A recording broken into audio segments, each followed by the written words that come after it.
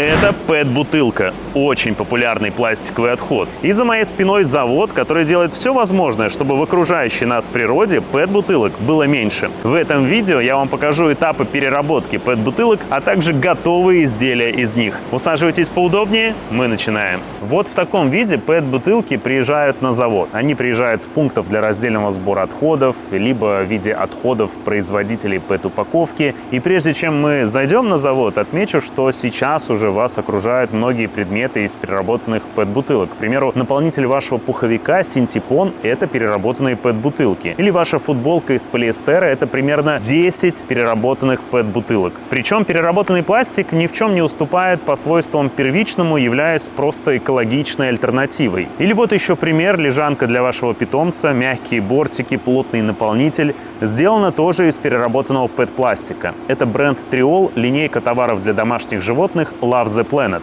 Каждый аксессуар украшен биркой, на которой указано, сколько пластиковых бутылок было переработано для этой лежанки. Даже небольшая ваша покупка может стать вкладом в защиту окружающей среды. В линейке Love the Planet бренда Триол есть еще игрушки, которые напоминают нам о бережном отношении к природе. Вот, например, мягкая игрушка для собак Зубр. Я лично участвовал в выпуске молодого поколения зубров, знаю, насколько хрупка эта популяция и как важно на это обращать свое внимание.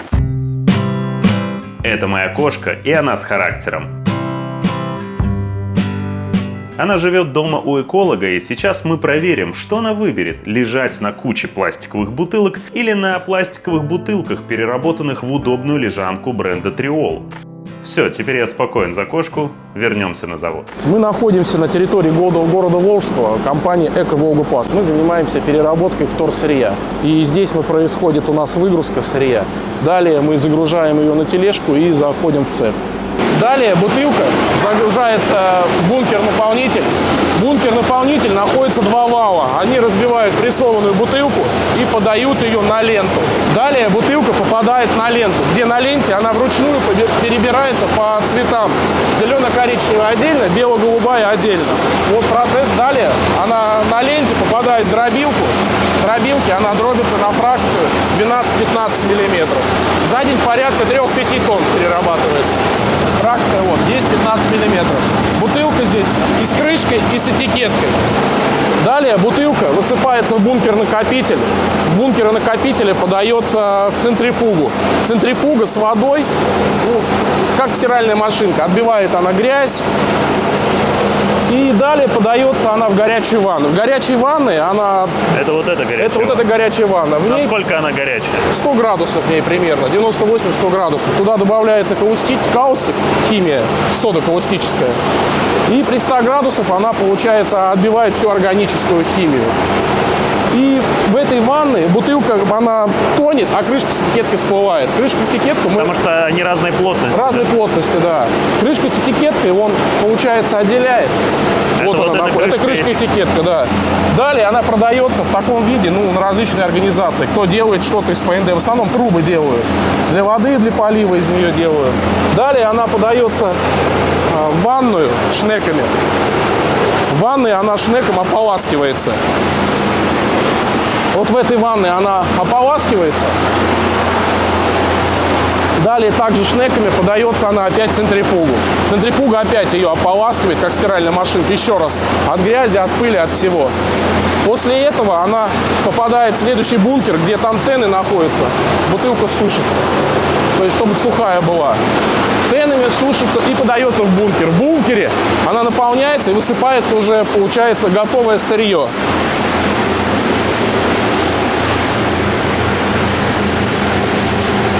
Вот она, чистая, отделенная от крышки, от этикетки. Из этого сырья делается очень много. Одежда, геотекстильное волокно, практически все. Даже добавляют ее, все автовазы, машины делают коврики из нее. А можно вот посмотреть? Все обшивка. Да, пойдемте, конечно, покажу.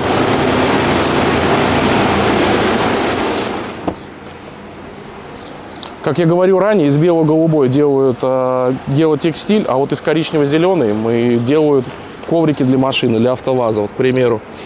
Вот это все коврики, это делаются из PET-бутылки. Из темной, получается? Из темной, да, коричнево-зеленой, из темной PET-бутылки. Почему темную? Потому что в нее, меньше добавлять краски. То есть она надо, чтобы получилась черная, а бело-голубую больше ее добавлять. Мы планируем в дальнейшем расширяться и как бы и больше объем делать. И планируем сейчас сделать синтепон. Приобрели оборудование для изготовления синтепона. Хотим расширяться и пробовать. Сейчас вот сколько вообще ваша производственная мощность? Вот мы прям проходим мимо пэт-бутылок как раз. Вот, это сбор мы осуществляют, ребята. Привозят сюда пэт-бутылку с города, с сеток, с Волжского. Это прям вот сбор обычных жителей, да? Правильно я Обычных понимаю? жителей, да, города Волжского. Какой объем обычного такого раздельного сбора в вашем производстве? Зависит от сезона. К примеру, зима меньше люди пьют, естественно. Где-то порядка 10-12 тонн. Летом 20. А в процентах от общего вашего объема есть понимание? То есть Есть, к это примеру. существенная часть вообще вашего? Смотрите, мы перерабатываем сейчас где-то около 60 тонн. Идем к 100 цифрам, то есть расширяемся. В дальнейшем, может быть, даже и круглосуточную смену запустим, чтобы 200 тонн. Получается, это 10 тонн, пусть 1/6 это объема. Летом, естественно, больше 20 тонн. Это получается 1/5 объема. Но летом получается такая ощутимая часть. Да, конечно. Влад, скажи, пожалуйста, что самое сложное в работе с раздельным сбором населения? Ведь очень многие производители и те, кто работает с ПЭТ, стараются не брать, потому что там большой засор. И так даже я сейчас вижу, что здесь ПНДшка, да, лежит? ПНДшку, молочная. естественно, да. Мы ПНДшку отдельно продаем, прессуем, да, на организации, на различные. Люди они не знают, что только ПЭТ кидать и ПНД, но мы тоже его принимаем, получается, и продаем. Что сложного? Да, засор получается. Если там брать где-то с полигона, то есть эту бутылку, очень большой процент засора. Потому что она, к примеру, весит около 30 грамм, одна бутылка. Вот на нее, если чуть земли, песка, то есть она прибавит 50-60 грамм, почти в 2 раза может прибавить. Какую ПЭТ-бутылку вы не принимаете? Мы не принимаем молочный ПЭТ. ПЭТ. Молочное. Но сейчас в этом году вроде бы говорят, что будут отказываться все производители переходить на ту бутылку, которая перерабатывается. Вы это поддерживаете? Да. Совершенно верно. Что не так с молочным ПЭТом? Чем он не угодил переработчику? Другая у нее консистенция вообще совершенно другая. Другой состав химический. То есть из нее не сделать какого-то там того Не, делать, текстиля, потом или они белого коврика для Лады, нет? Да, совершенно верно, да. Не связано, потому что уже оборудование настроено для того ПЭТа. У этого ПЭТа химический состав совсем другой. Просто для многих зрителей может казаться, что дело просто в красителе. Нет, но нет, там ведь еще состав там краситель другой. влияет на структуру, насколько я знаю. Да, совершенно верно. То есть все влияет это. В общем, по возможности, если берете молоко, берите в прозрачный, правильно? Да, совершенно верно. Скажи, пожалуйста, свой вообще личный путь, как ты пришел до работы с отходами, есть ли вообще понимание ценности в этом деле, что это что-то такое полезное, реально мы даем вторую жизнь материалам? Конечно, мы даем вторую жизнь, плюс делаем планету чище, это само собой. Получается, ПЭТ, полигоны, что? Они просто раньше делали, закапывали его. Сейчас все начинают это вторсырье, естественно, перерабатывать, чтобы давать вторую жизнь. Потому что ПЭТ, он в земле не разложится там за 100-200 лет буквально. Поэтому надо ему делать вторую жизнь и, естественно, из него делать какой-то продукт. Проблемы есть с термоусадочной упаковкой. Это я сейчас вам, к примеру, покажу. Но производители тоже от нее, она не перерабатывается. Она в основном из ПВХ, насколько я знаю. ПВХ, да. Вот, к примеру, на чаях она, получается, обычная упаковка, она как делает? Она просто, получается, клеем бутылку обволакивает. А эта упаковка, получается, она нагревается, она ее просто как расширивается, у нее даже спайки нету. Да, вот это не перерабатывается бутылка. Получается, девочки на ленте вручную их отрезают, потому что в дальнейшем при переработке, если она попадет там порядка 350 грамм на тонну, это будет брак. Почему? Потому что, помните, я рассказывал, когда она из-за плотности тонет, а это всплывает, эта упаковка тонет вместе с ПЭТом. Она прилипает и тонет. И в дальнейшем, когда ПЭТ, хлопья начинают нагревать в гранулы, она, получает, ее плавит ПЭТ. Поэтому и получается, что она не перерабатывается. Принимается вся бутылка, кроме молочного ПЭТа, в том числе масляный ПЭТ. Масляный, насколько я знаю, вообще почти никуда не перерабатывается он, да, если его хорошо помыть. То есть, получается, разница в том, что масляный ПЭТ приходится просто 2 раза перемывать. Получается, первый раз кипятком его надо... Получается, жир как? Тут любой человек, кто будет мыть масляную тарелку, если он в холодной воде будет мыть, он ее не отмоет. Поэтому при процессе масло просто надо кипятком. Но масло никак в структуру ПЭТа не проникает, это все миф? Проникает. Если она будет лежать на солнце, к примеру, год, полгода, все, да, его уже никто не перерабатывает. Но если его, получается, сразу он чистый, лежит на какой-то организации и не под солнцем внутри, то этот масляный ПЭТ можно перерабатывать. И у вас есть опыт, то есть... У нас есть опыт, как его перерабатывать. Это тоже берут в геотекстиль или какой-то другой? Тоже берут в геотекстиль, но его надо хорошо отмыть. Чтобы его хорошо отмыть, приходится его перемывать 2 раза. Вы это умеете делать? Да, мы это умеем делать и как бы уже приспособились к этому. Еще помимо ПЭТ, когда мойка, образуется отход, его называют жмых. А как он выглядит? Он образуется при мойке. Мы же не сливаем все это, а как бы убираем в канализацию отлавливателями, чтобы это не попало ни в коем случае никуда. И вот у нас образуется такой отход. Он получается с песком, и это...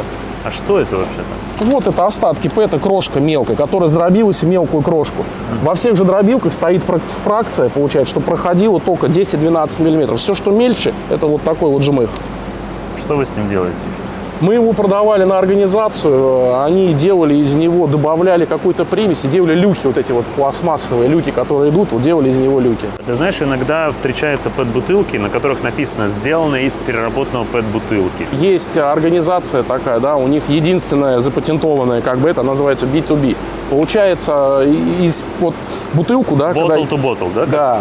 Получается, бутылку, вторую жизнь ей как бы, ну, нельзя давать, ее в пищевую нельзя добавлять.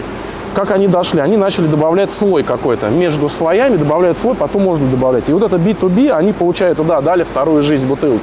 Это единичное, кто делает, получается, бутылку из вторички. Я даже понимаю, что за компания, но мне вот интересен взгляд переработчика. Можно ли бутылку, в которой уже есть вторичный ПЭТ, переработать? Насколько Качество начинает хуже и хуже делаться. Хоть и кто и говорит, что нет, она начинает хуже делаться. Оно получается такой более желтизной происходит при этом.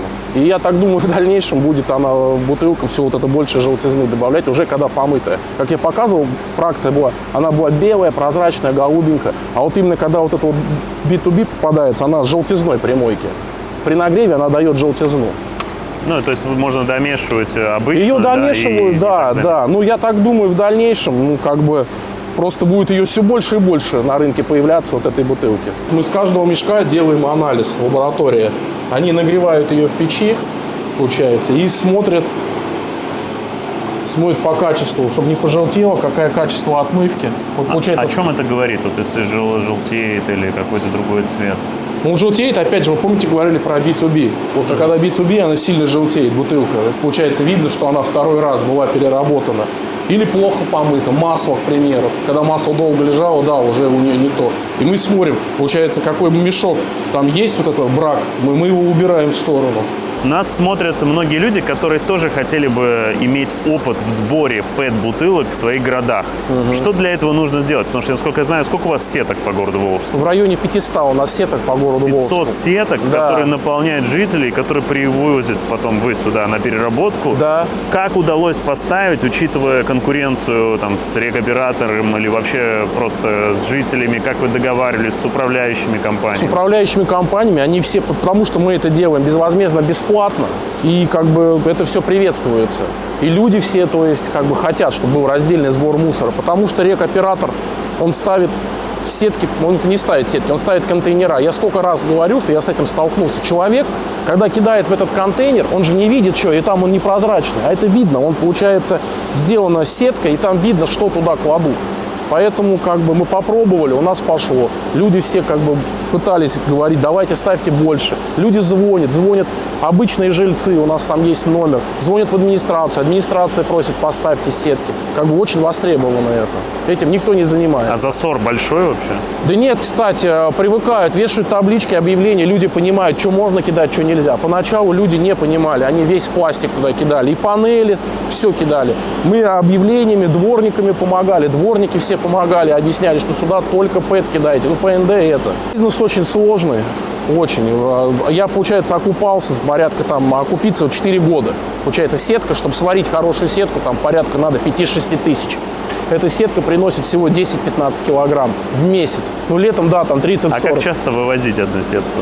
По наполняемости. Ну, в среднем там. В среднем, ну, смотрите, раз, получается, зимой, раз в 2 недели, раз в 3 недели сетка примерно одна. Они же различные. Есть маленькая, более большая сетка. И уже люди у меня работают там порядка 3-4 лет, они знают наполняемость эту. А летом она, естественно, наполняется быстрее. Летом она может и раз в неделю наполняться. И вы прям своим транспортом все это сделали? Своими транспортом, у нас, да, несколько газелей, своими транспортами, в принципе, справляемся, все вывозим, успеваем. На этом все. Напишите в комментариях, как вам завод по переработке ПЭТ-пластика. Ставьте лайк этому видео, если оно понравилось. Подписывайтесь на канал. Всем пока!